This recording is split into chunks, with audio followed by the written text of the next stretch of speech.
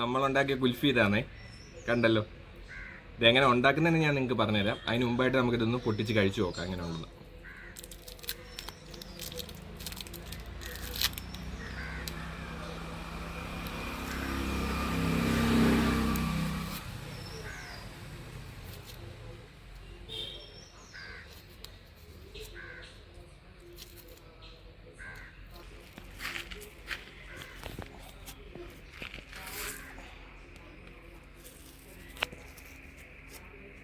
മുമ്പായിട്ട് നമുക്കിത് കഴിച്ചിട്ട് എങ്ങനെ ടേസ്റ്റ് എങ്ങനെ ഉണ്ടെന്ന് നോക്കാം.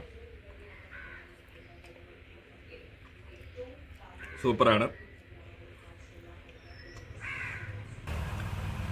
എനിക്കൊരു ഡൗട്ടൊക്കെ ഉണ്ടായിരുന്നു, പഞ്ചാരയൊക്കെ ആഡ് ചെയ്തത് കറക്റ്റ് ആണോ എന്നൊക്കെ ഒരു ഡൗട്ട് ഉണ്ടായിരുന്നു. എന്തായാലും ഇങ്ങനെ കുഴപ്പങ്ങളൊന്നുമില്ല, ടേസ്റ്റിയാണ്,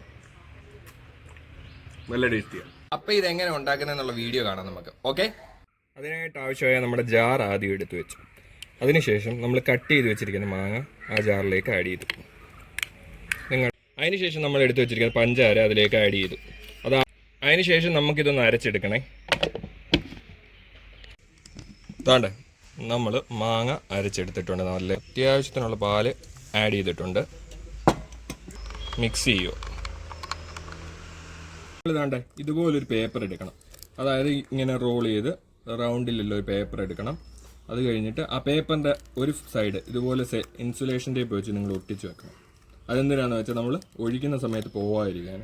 ഓക്കെ, നമ്മൾ ഈ ചെയ്ത് വെച്ചേക്കുന്ന റോളിനകത്തോട്ട് നമ്മൾ ഈ ഉണ്ടാക്കി വെച്ച് നമ്മൾ മാംഗോയുടെ എസൻസും മിൽക്ക് കൂടെ ഒഴിക്കാൻ പോവാണേ.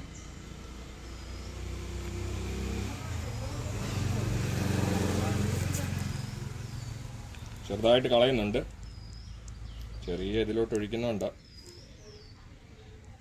ഓക്കെ, അങ്ങനെ നമ്മളത് ഒഴിച്ച് നിറച്ചിട്ടുണ്ട്. ഇത്രയും നിറയ്ക്കാവും. അതിന് ശേഷം താണ്ടേ ഇതുപോലൊരു കമ്പ് നമ്മൾ എടുക്കണം. ഇത് ഞാൻ മടലിന്ന് ചെറുതായിട്ട് ചീവി എടുത്തതാണ്. അത് നമ്മൾ താണ്ടേ ഇതിനകത്തോട്ട് കറക്റ്റ് നമ്മുടെ ആവശ്യത്തിന് ആഡ് ചെയ്യുന്നു. ആഡ് ചെയ്തപ്പോൾ കണ്ടോ, നമ്മൾ ആഡ് ചെയ്യുന്നു. ആഡ് ചെയ്ത ശേഷം താണ്ടേ ഈ ഭാഗം ഇങ്ങനെ ചെറുതായിട്ട് ചുരുട്ടി വെക്കണം. ഓക്കെ, ചുരുട്ടിയ ശേഷം അതിനെ നമ്മളൊരു നൂല് വെച്ച് ടൈറ്റ് ചെയ്യണം. ടൈറ്റ് ചെയ്ത് കെട്ടണം. ഓക്കെ, അതായത് കളഞ്ഞു പോയിരിക്കാൻ, അല്ലെങ്കിൽ ഫ്രിഡ്ജ് വെക്കുന്ന സമയത്ത് ചരിയുന്ന സമയത്ത് കളഞ്ഞു പോകും. നമ്മളിങ്ങനെ കെട്ടി.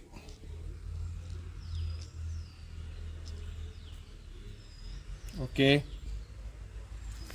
ശേഷം നമ്മുടെ ഈ കുൽഫി ഏകദേശം ഒരു 12 മണിക്കൂറെങ്കിലും ഇത് ഫ്രിഡ്ജ് വെക്കാൻ ശ്രമിക്കുക.